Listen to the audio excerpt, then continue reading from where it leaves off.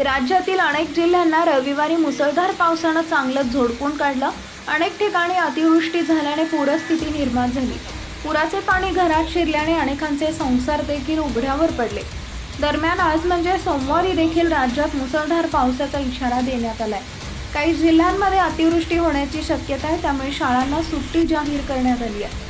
पावसाची परिस्थिती पाहता प्रशासकीय यंत्रणांनी अलर्ट राहावे अशा सूचना मुख्यमंत्री एकनाथ शिंदे यांनी दिल्या आहेत। हवामान खात्याने जारी केलेल्या अंदाजानुसार आज विदर्भातील चंद्रपूर, भंडारा, गोंदिया, नागपूर, अमरावती आणि वाशिम या जिल्ह्यात अतिमुसळधार पावसाचा अंदाज आहे, त्यामुळे तिथं पावसाचा रेड अलर्ट जारी करण्यात आला आहे।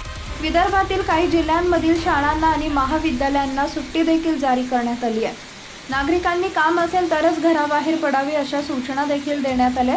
मुंबईसह कोकणात देखील पावसाचा जोर वाढण्याची शक्यता आहे। घाटमाथ्यावर पर्यटनासाठी गेलेल्या पर्यटकांनी काळजी घ्यावी असं आवाहन करण्यात येत आहे। भंडारा जिल्ह्यात मागील 2 दिवसांपासून रिपरिप पाऊस सुरू असून रस्ते आणि सखल भागात पाणी साचलंय।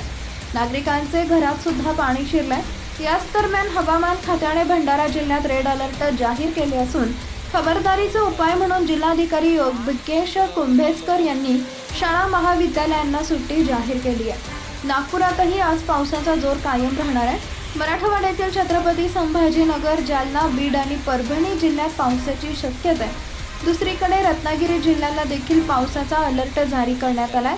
जगबुडी नदीने धोक्याची पातळी ओलांडल्याने नागरिकांना सतर्कतेच्या सूचना देण्यात आल्या।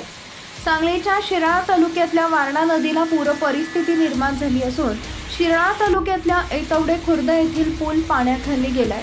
पुलावर पाणी आल्याने या ठिकाणी प्रशासनाकडून पूल वाहतुकीसाठी बंद करण्यात आलाय, त्यामुळे शिराळा आणि कोल्हापूर जिल्ह्याचा संपर्क जवळजवळ तुटलाय। शिराळा तालुक्यामध्ये गेल्या 3 ते 4 दिवसांपासून पावसाची संततधार सुरू आहे। पश्चिम आणि उत्तर महाराष्ट्रातही पावसाचा इशारा देण्यात आलाय। नाशिक, नंदुरबार, धुळे, जळगाव जिल्ह्याला पावसाचा येलो अलर्ट जारी करण्यात आलाय। सातारा, सांगली, कोल्हापूर तसेच आसपासच्या जिल्ह्यांमध्ये देखील जोरदार पाऊस होऊ शकतो असा अंदाज भारतीय हवामान खात्यानं व्यक्त केला आहे।